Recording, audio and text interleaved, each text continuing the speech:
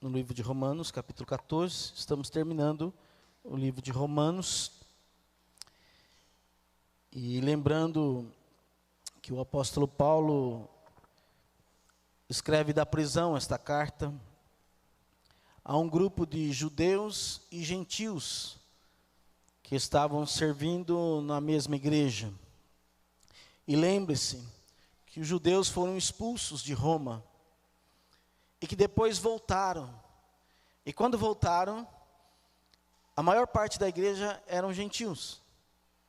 E eles então deveriam conviver juntos, na mesma igreja, com culturas diferentes, maneiras de pensar muitas vezes diferentes e divergentes. E hoje nós estamos num capítulo em que nós vamos ver essa questão. E Paulo está escrevendo à igreja, os 11 primeiros capítulos que nós vimos. Paulo falou sobre doutrinas, questões elementares da fé cristã. E do capítulo 12 em diante, ele coloca as questões práticas da vivência cristã. E aqui, hoje, no capítulo 14, nós vamos falar sobre a vivência cristã entre fortes e fracos. E depois vamos entender o que são esses fortes e esses fracos. Romanos 14 diz assim: acolhei ao que é débil na fé, não porém para discutir opiniões. Um crê que tudo pode comer, mas o débil come legumes. Quem come não despreze o que não come, e o que não come não julgue o que come, porque Deus o acolheu. Quem és tu que julgas o servo alheio? Para o seu próprio Senhor está em pé ou cai, mas estará em pé porque o Senhor é poderoso para o suster. Um faz diferença entre dia e dia, outro julga iguais todos os dias. Cada um tem opinião bem definida em sua própria mente. Quem distingue entre dia e dia, para o Senhor o faz. E quem come, para o Senhor come, porque dá graças a Deus. E quem não come, para o Senhor não come, e dá graças a Deus. Porque nenhum de nós vive para si mesmo, nem morre para si. Porque se vivemos, para o Senhor vivemos. Se morremos, para o Senhor morremos. Quer pois vivamos ou morramos, somos do Senhor. Foi precisamente para esse fim que Cristo morreu e ressurgiu, para ser Senhor tanto de mortos como de vivos. Tu, porém, por que julgas teu irmão? E tu, por que desprezas o teu? Pois todos compareceremos perante o tribunal de Deus, como está escrito: por minha vida, diz o Senhor, diante de mim se dobrará todo joelho, e toda língua dará louvores a Deus. Assim, pois, cada um de nós dará contas de si mesmo a Deus. Oremos. Pai, que o Senhor fale conosco nesta palavra, que o Senhor possa trazer edificação no meio da tua igreja, e que possamos ponderar, ó Pai, estas questões secundárias, que elas não nos dividam, que elas não nos afastem da comunhão uns com os outros, mas que pelo contrário, ó Pai, que o Senhor seja a razão da nossa unidade, e que em nome de Jesus, ó Pai, nós possamos manter, ó Pai, sempre a nossa comunhão, acima daquilo que muitas vezes achamos que é certo ou errado, mas que a Tua palavra se cala diante de questões secundárias. E nós possamos, ó Pai, ter o bom senso em nossa caminhada cristã, para que o Teu nome seja glorificado em tudo e em todas as coisas. Assim oramos, no nome de Jesus. Amém. Nessas Olimpíadas, eu não sei se todo mundo está acompanhando as Olimpíadas, né? É um horário bem complicado, às vezes, para a gente acompanhar. Mas eu tenho visto algumas coisas, mesmo depois do momento em que já aconteceu o jogo, né? Que a pessoa já ganhou medalha. A gente acessa lá o YouTube e a gente acaba vendo bastante coisa, né? E uma das coisas que a gente tem percebido é que alguns atletas que eram considerados fortes caíram nas suas modalidades, e outros que pareciam fracos superaram os fortes. E, logicamente, que muitas vezes isso nos chateia, né? Porque nós temos brasileiros ali competindo e a gente quer que eles ganhem todas, né? E a gente acha que os nossos são melhores. E a gente fica naquela torcida, né? E muitas vezes nós nos frustramos porque eles perderam a partida. Mas uma das modalidades me chamou a atenção. E a modalidade que me chamou a atenção foi aquela ginástica olímpica das meninas. E que foi uma das que eu consegui mais ou menos acompanhar. E lá em casa a gente torcendo, né? Mas olha como nós torcia lá em casa, vou contar nosso pecado, né? A gente querendo que a Rebeca ganhasse o ouro, né? Quando a Simone Biles foi fazer lá os piruletas dele, e nós, cai. E a gente assim, cai, né? Torcendo para ela cair, para dar um escorregão, para perder ponto, né? Mas não caiu aquela menina, gente. Ela é a melhor mesmo, não tem jeito. Né? Mas entre elas, é aqui que eu quero chamar a atenção, né? Porque entre elas, mesmo elas competindo com outras meninas de outros países, né? Elas se alegravam com o êxito da outra. Bonito de ver. E elas não torcem para que as outras caiam, porque elas sabem o quanto isso é difícil e ruim, né? Você treina aí 4 anos para chegar numa Olimpíada e de repente cai numa daquelas provas, né? E lógico que tem rivalidade no esporte, né? Mas nesse esporte, algo que marca é que elas então não torcem pela queda uma da outra. E esse detalhe nos encanta ainda mais no esporte, pois quando elas saem da quadra, todas se respeitam e acolhem, né, umas às outras. Vão lá, se abraçam, se alegram com a performance da outra. E muito bonito de ver.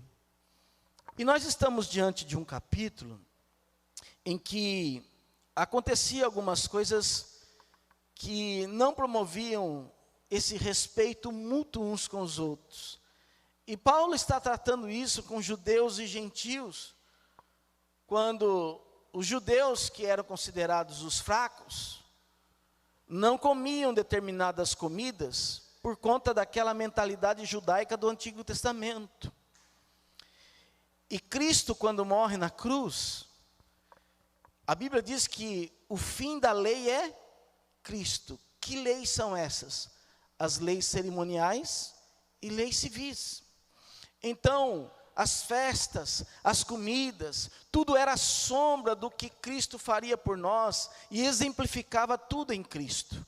E quando Cristo veio e morreu, então o próprio sábado é o descanso que nós temos em Cristo Jesus e que logicamente ele é traduzido também ao nosso domingo, né, depois da ressurreição, se tornou o domingo, dia do Senhor, onde nós também descansamos e tributamos culto a Deus.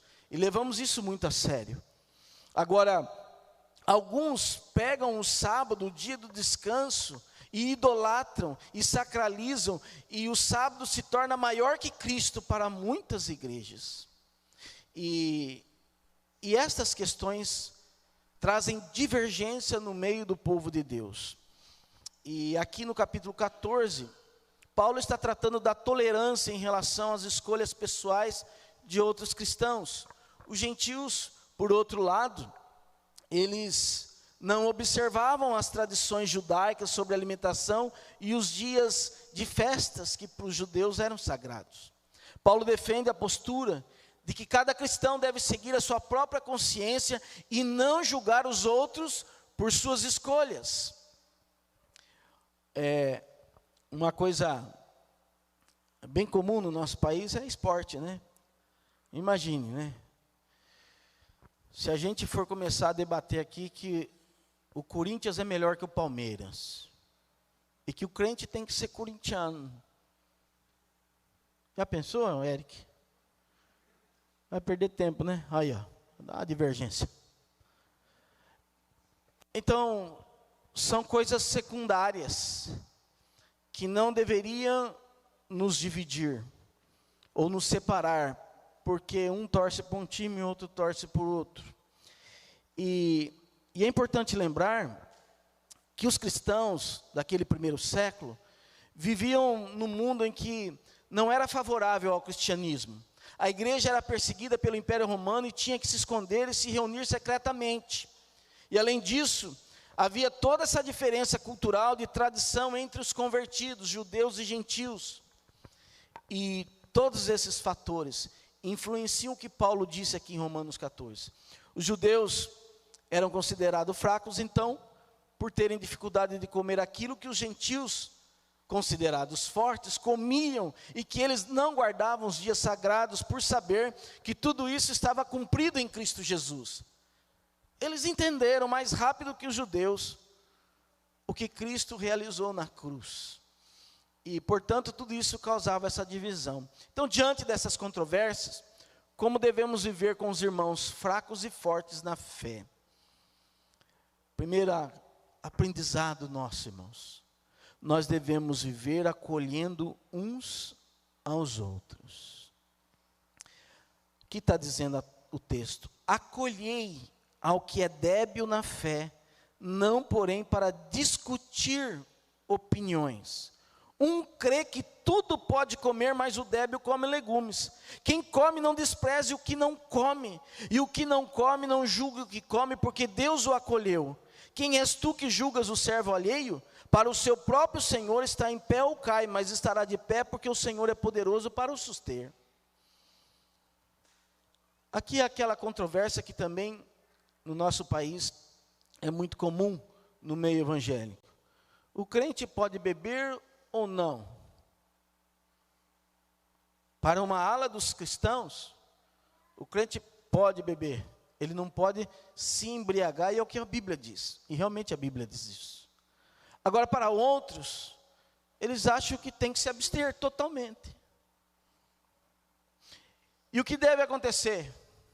Como são questões secundárias, e que a Bíblia deixa sim um norte com relação à bebida, ela tanto diz que a bebida pode ser um perigo para um alcoolismo e para uma vivência em pecado, quanto ela diz que é possível beber, porém, qual que é o limite? A embriaguez. Se você se embriagar, você está cometendo um pecado. Então veja que, diante dessas questões, a divergência na vida do povo de Deus com relação a se abster ou não. E aí fica naquela, mas a crente só pode beber vinho, mas não pode beber cerveja. Se você for ver o teor alcoólico de um e do outro, talvez o vinho seja até mais forte do que a cerveja. Crente não pode beber nem cerveja, nem vinho, mas pode se empanturrar de Coca-Cola, de café. Então, é um pensamento que se contradiz, né? Porque pode, não pode, a gente fica nessa de pode e não pode, e aí a gente acaba se separando, se dividindo nessas opiniões, a gente acaba discutindo coisas desse tipo, e isso afeta a comunhão com os irmãos e afeta a comunhão com Cristo. Então, temos que lembrar que fracos e fortes são servos do Senhor Jesus. Não se esqueça disso. A orientação aqui é para que fracos e fortes se acolham mutuamente. Por quê? Porque no verso 3 está dizendo que Deus acolheu todo mundo. Está lá, ó. Quem come não despreze o que não come, e o que não come não julgue o que come, porque Deus o acolheu. Deus acolheu tanto fracos como os fortes. E ambos, fracos e fortes, também devem acolher um ao outro. Porque se Deus acolheu, quem somos nós para não acolher, irmãos? O que significa acolher? Sabe o que significa essa palavra no grego? Aceitar alguém sem reservas.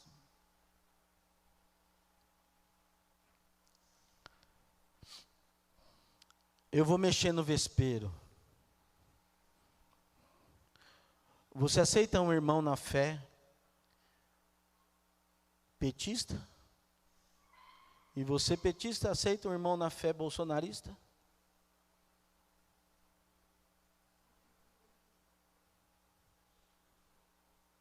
Está vendo? Nós vamos viver tempo de política de novo. E se tem uma coisa que dividiu a igreja nesse país foi política. Que são questões secundárias. Que não estão baseadas no sentido de nos afastar uns dos outros por causa de ideologias partidárias. O Senhor Jesus está acima de qualquer uma dessas coisas. Então, você aceitar alguém sem reservas, é você dar esse passo na comunhão dos nossos irmãos. Independentemente do time que ele torce, independente do que ele come ou bebe, independente da ideologia política que ele tenha. Ele é um servo e uma serva do Senhor, um irmão amado em Cristo Jesus. E a Bíblia diz que nós devemos acolher. E dá um detalhe muito importante aqui no texto. Acolhei ao que é débil na fé, não porém para discutir opiniões. Os crentes se mataram na internet. Os crentes romperam comunhão com os irmãos por causa de ideologias. Discutiram. E a Bíblia diz para não discutir. Porque certamente, irmãos, a igreja vai se perder nesse caminho. Você não deve discutir essas coisas. Você deve sim, talvez, confrontar o pecado, quando o pecado está na igreja, talvez uma heresia que está entrando no meio da igreja, aí sim você deve confrontar. Porque a verdade do Senhor, das Escrituras, está sendo distorcida. Aí sim tem que discutir. Aí sim tem que se levantar para defender o Evangelho do nosso Senhor Jesus Cristo. Mas essas questões secundárias, isso não deve ser a causa de nós não termos comunhão uns com os outros. Pessoas têm convicções diferentes do que pode ou não pode comer. E são condições religiosas. Entenda isso. Não tem a ver com aquela questão de dieta saudável e dieta não saudável. Eu não como carne, eu só como legumes. Então, eu sou vegetariano. Tem uma outra classe, vegano, né? Eu nem sei muito qual a diferença, mas tem, né? E hoje na minha família, nós temos 3 tipos. Então, num churrasco, por exemplo, você vai ver na churrasqueira uma picanha, um milho e uns legumes lá. Porque tem gente que não come carne. Aí tem toda aquela teoria do boi, né? Que afeta a camada do ozônio e tal, né? Só que na Bíblia fala que nós podemos comer esse tipo de bicho, sabia? Dentre os bichos que Deus pôs lá para a gente poder comer ou não comer, né? Por exemplo, coelho não podia comer na época do Antigo Testamento. Mas o boi podia, por causa do tipo de casco que ele tinha. Ó, que legal. Algumas aves podia, outras não. Alguns peixes sem escama não podia, com escama podia. Então, mas veja, irmãos, estamos falando do Antigo Testamento, da Antiga Aliança, de leis civis e cerimoniais que foram cumpridas em Cristo Jesus. E por convicções religiosas, alguns acham que não deve comer determinados alimentos e outros acham que pode comer tudo. E Paulo orienta que nós devemos nos acolher uns aos outros, para não discutir esse tipo de coisas. É uma questão de consciência entre a pessoa e Deus, e não deve ser motivo de discussão. Paulo queria que eles parassem de discutir sobre essas questões periféricas e que se acolhessem mutuamente buscando a paz. Então veja, irmãos, um judeu ia lá na casa do gentil e ele estava lá assando um porquinho na brasa. Pronto. O judeu virava as costas e ia embora. Esse irmão é impuro. Imagine, assar um porco. Para eles era algo terrível. E dentro do cristianismo, há áreas que o cristão pode discordar do outro e continuar amigos. E isso é algo saudável, nos fazer pensar. Nós estamos vivendo num tempo em que é proibido pensar. Se você pensa diferente, é porque você não não está comigo, então vamos separar. Graças a Deus eu vivi num tempo em que a gente podia discordar, pensar diferente, e era muito bom. Não havia briga, discussão, mas a gente conseguia debater ideias, o que é muito legal e que nos acrescenta muito quando a gente consegue sentar com irmãos, irmãs, e a gente conversar sobre assuntos sem brigar, mas simplesmente trazendo, né, os pontos essenciais do assunto e poder crescer juntos no conhecimento. Mas estamos vivendo num tempo em que estamos sendo manipulados para não pensar. E para não pensar diferente, para todo mundo pensar igualzinho. Vai vendo que o anticristo está tentando fazer com o povo, para que todo mundo se torne um robozinho e todo mundo pense igual. No final, é isso que vai acontecer. Então, a tendência dos fortes era desprezar os fracos, como era o caso dos gentios. Imagine alguns que foram presos com Daniel. Daniel resolveu não se contaminar com as iguarias do rei. E ele falou com o carcereiro, me traga legumes só. Mas certamente muitos que estavam ali com ele comeram das iguarias do rei. Imagine a chacota. Ah, esse cara é diferentão de tudo. Mas ele se manteve firme na sua posição. E Deus o abençoou. Então, Paulo lembrava que Jesus é Senhor dos fracos e dos fortes. No verso 4 ele está dizendo, quem és tu que julgas o servo alheio, para o seu próprio Senhor está em pé ou cai, mas estará em pé, porque o Senhor é poderoso para o suster, tanto o fraco quanto o forte. Mantê-los na fé, é o Senhor quem nos mantém, ainda que com divergências de opiniões nessas questões secundárias que nós temos uns com os outros.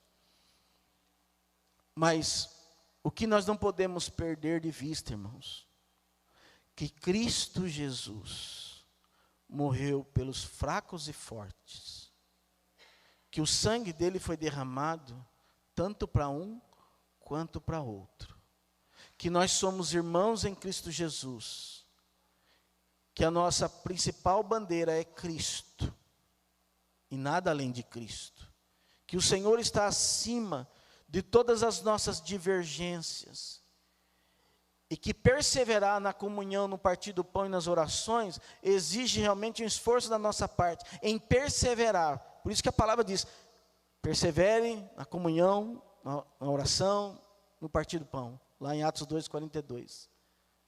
É perseverança, irmãos. Agora, alguns preferem se afastar, o que é um erro. Outros querem estar junto, mas querem discutir opiniões. E aí acaba afastando. E acaba criando conflitos. Mas há aqueles que não querem discutir, que não querem se afastar, mas que querem estar juntos, celebrando a comunhão em Cristo Jesus. Isso é maravilhoso, irmãos, quando a gente consegue ter essa maturidade cristã, de vivenciar entre os fracos e os fortes, e seja qual lado você esteja, você consegue enxergar que todos nós, na verdade, somos fracos e que Cristo é forte. Quando sou fraco, aí é que sou forte, diz a palavra, não é isso? Então, acolham uns aos outros. Não deixe que nada afaste você da comunhão com o outro irmão, com a outra irmã. Nem mesmo placa de igreja, de denominações. Às vezes nós nos colocamos num patamar de arrogância, desprezando outras denominações. Nós sabemos que há muitas seitas que não pregam o verdadeiro evangelho, e certamente não dá para ter comunhão no sentido espiritual com essas denominações. Agora, nós precisamos respeitar, né? Isso é o mínimo que nós podemos fazer no sentido de respeitar as pessoas, as outras religiões que também não são cristãs. E o respeito, ele cai bem em qualquer lugar, principalmente para a vida do crente. Então, respeite todas as pessoas, independentemente se elas são iguais a você ou não. O amor nós devemos, não devam nada a ninguém, a não ser o amor com que vos ameis uns aos outros. Também devemos entender que fracos e fortes desejam ambos agradar ao Senhor Jesus. Versos 5 e 6 está dizendo isso. Um faz diferença entre dia e dia, o outro julga iguais todos os dias. Cada um tem opinião bem definida em sua própria mente. Quem distingue entre dia e dia, para o Senhor o faz. E quem come, para o Senhor come, porque dá graças a Deus. E quem não come, para o Senhor não come, dá graças a Deus. Nesse sentido aqui, a palavra um faz diferença, né? Tem a ver com estima. A palavra tem a ideia de separar e em seguida discernir no ato de julgar, né? Um faz diferença entre dia e dia, né? Julga entre uma coisa e outra, entre o que come e o que não come. O outro não, acha que todo dia é dia santo. Então, para o judeu, o sábado era algo que não podia, que seria o mais sagrado de todos. Para o gentil, todos os dias são sagrados. E é justamente isso que a Bíblia também nos informa. E a expressão também significa que alguém estabeleceria um valor mais alto em um dia do que o outro, ou consideraria mais sagrado um dia do que o outro. Tudo isso, irmãos, causava a divisão da igreja de Roma, os problemas internos entre judeus e gentios. E aqui o Senhor está nos informando que todos os dias são sagrados, mas alguns não entenderam isso facilmente. Imagine vocês que os judeus, com toda a tradição que eles vêm carregando desde o Antigo Testamento, depois de Cristo, para se libertar dessas tradições, é muito difícil, irmãos. Eles não conseguiam conceber. E para alguns, inclusive, que estavam também na vida da igreja, alguns judaizantes que nós chamamos, eles queriam Cristo e algo mais. Cristo e a circuncisão, Cristo e o sábado, Cristo e as festas. E Cristo não era suficiente para esses judaizantes. Então, eles não entenderam a cruz. E a discussão referia-se apenas aos costumes especiais dos judeus, né? Aos ritos, às práticas que eles tentariam impor aos gentios.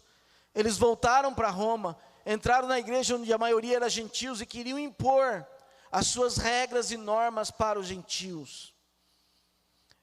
Isso acontece muito, irmãos, quando uma pessoa vem de uma igreja para outra.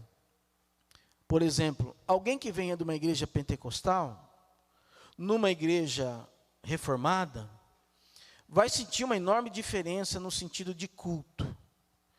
Primeiro porque tudo para nós, enquanto igreja reformada, o culto não é voltado para o homem, ele é voltado para Deus. A nossa teologia é de cima para baixo e não de baixo para cima. Tudo vem de Deus. É Deus que salva-nos. É Deus que pela graça nos tira da condição de morte eterna. É o Espírito Santo quem nos convence do pecado, da justiça e do juízo. O homem não tem condições de querer Deus, porque a Bíblia diz que não há justo nenhum sequer. Não há quem busque a Deus, não há quem o entenda. Então há uma grande diferença entre uma igreja e outra. Aí você vem de outra igreja para uma igreja reformada, não tem como mudar uma igreja reformada segundo aquilo que você vivia na igreja lá pentecostal. Você tem que se adaptar à realidade de uma igreja reformada. E, logicamente, que nós também não podemos daqui ir para lá querer mudar uma igreja pentecostal para que ela seja uma igreja reformada. É lutar contra a maré, não é?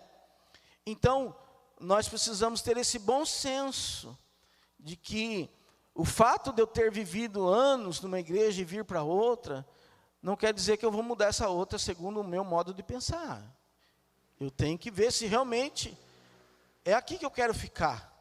Porque nós temos também os nossos costumes, o nosso jeito de fazer culto, escola bíblica, reunião de oração, é muito diferente. Mas nós procuramos observar o que a palavra de Deus está nos orientando. Um culto, por exemplo, ele não pode ser um culto voltado para o homem. Tem lugares aí que você vai, é um show, não é um culto.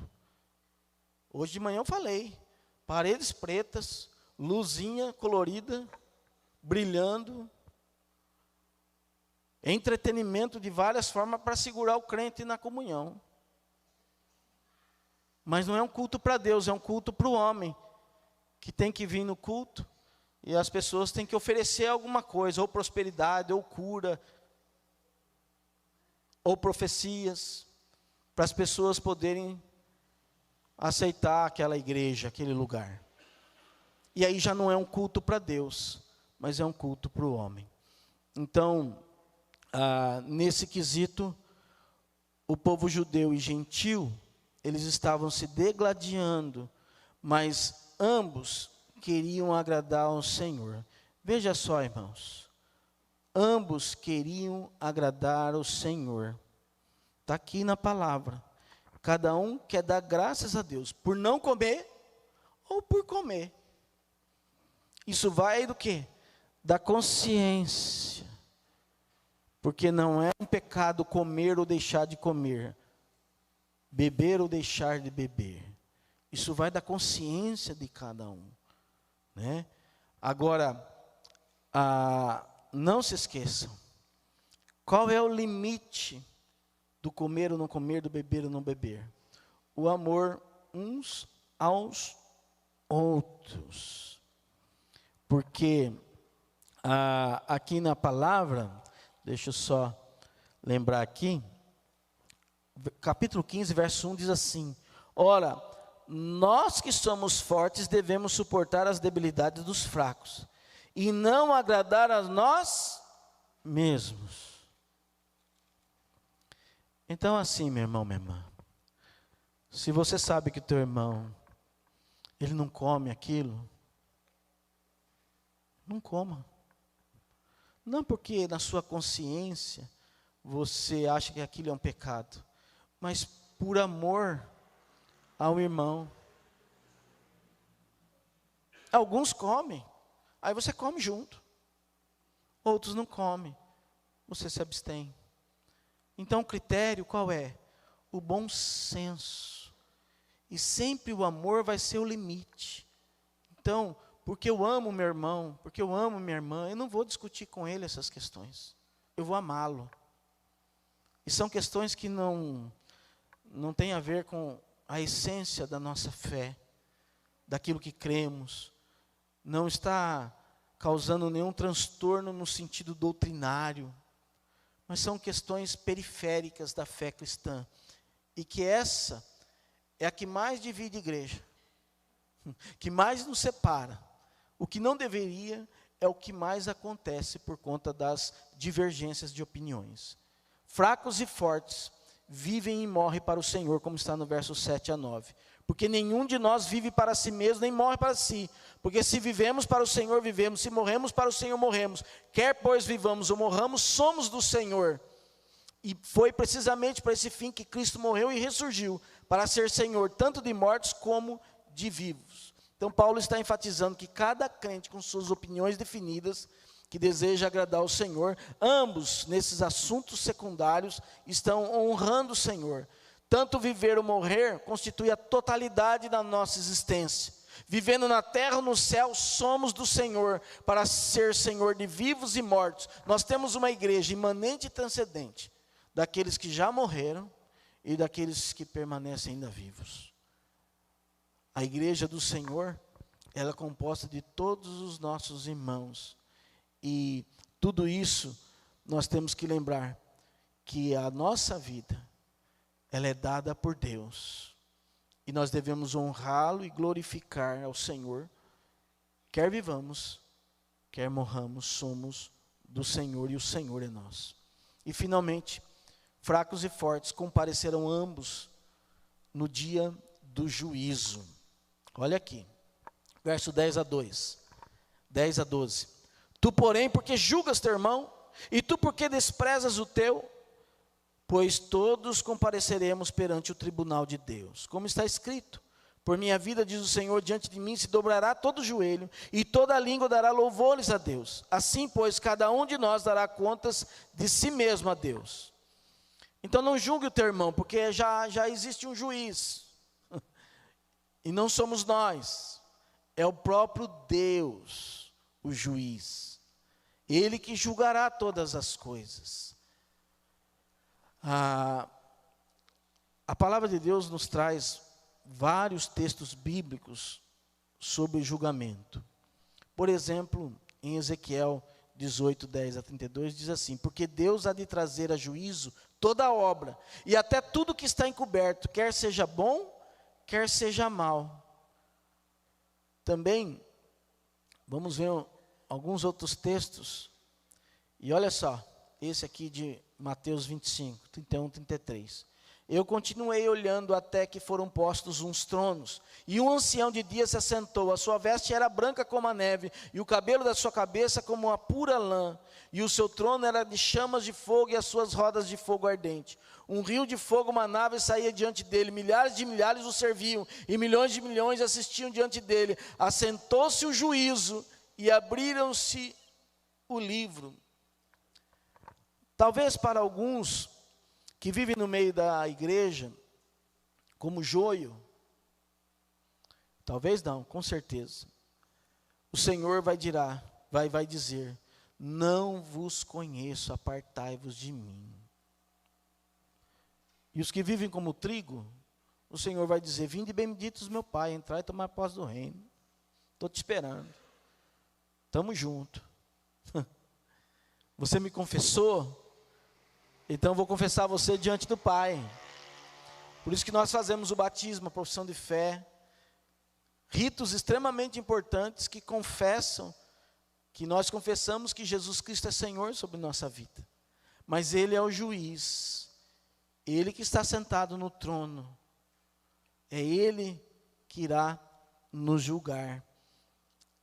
E não cabe a nós, portanto, julgar a atitude do outro, porque nós certamente daremos conta diante de Deus no dia do juízo, de tudo o que falamos ou deixamos de falar. Então, o resumo de tudo isso, irmãos, a conclusão: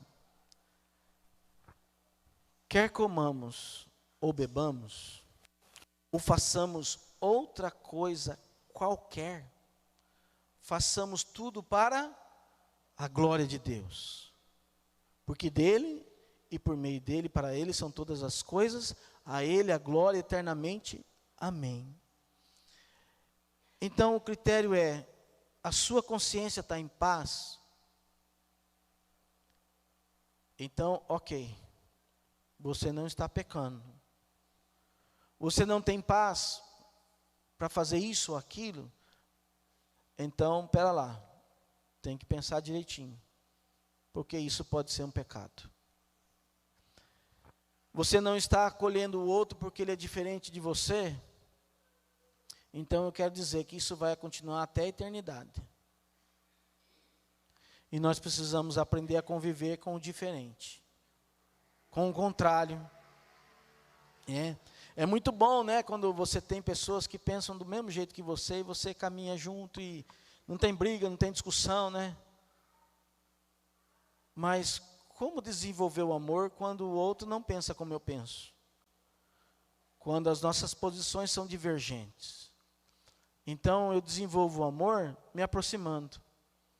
Eu desenvolvo o amor não discutindo. Eu sei que ele é diferente de mim. Eu sei que ele pensa diferente de mim. Mas ele é um irmão em Cristo Jesus. Cristo morreu por ele. E isto basta. Porque o Senhor Jesus é Senhor dele também, assim como é meu. Então, irmãos, quem entender essa palavra e conseguir viver nessa maturidade cristã, porque eu chamo isso de uma maturidade espiritual, onde aquilo que é divergente, que é secundário, não é aquilo que nos afasta. Pelo contrário, eu consigo conviver com o diferente, com o contrário, porque eu amo, porque é meu irmão na fé. Então, tenha esse desejo no coração, de vencer essas barreiras, e é nisso que Satanás trabalha. De manhã eu falei sobre a ação diabólica no meio do povo de Deus. E a gente viu o quanto Satanás trabalha aqui, ó, na mente, para nos separar, para nos dividir, para nos afastar, para encher de minhoca a nossa cabeça, e a gente ficar pensando mal do outro. O diabo trabalha isso constantemente, irmãos. E você precisa encher a sua mente da palavra. Não se afaste da palavra. Leia a palavra, se aprofunde nas escrituras, porque é esta palavra que vai nortear os seus pensamentos. O que você fala, a maneira como você se relaciona e vive, tanto com fracos como com fortes. É a palavra, irmãos. Se nós não estivermos firmados na palavra, nós nunca vamos conseguir agradar a Deus. Porque é por meio da vivência da palavra que nós o agradamos e que glorificamos o nome do Senhor. Cristo Jesus, lembre-se dessa. Cristo Jesus levou na cruz todas as nossas diferenças e quebrou toda a parede de separação que havia entre nós. Então não erga muros. Não erga trincheiras. Nós não estamos guerreando uns com os outros. A nossa guerra não é uns contra os outros. É contra o mundo, a carne e o diabo. Os nossos inimigos são outros. Não somos nós. Cristo é o centro da nossa unidade. O sangue de Jesus nos purificou. Nos tornou parte do corpo. Nós vamos cear, irmãos, comer do pão e do vinho, todos nós juntos. E aqui é a representatividade da unidade do corpo de Cristo. Eu tenho que chegar à mesa sem essas diferenças no meu coração. Eu tenho que estar com o coração acolhedor. Eu preciso acolher meus irmãos, para que esse ato realmente tenha um sentido profundo e renove a nossa fé. E a gente expresse isso na vivência entre fracos e fortes.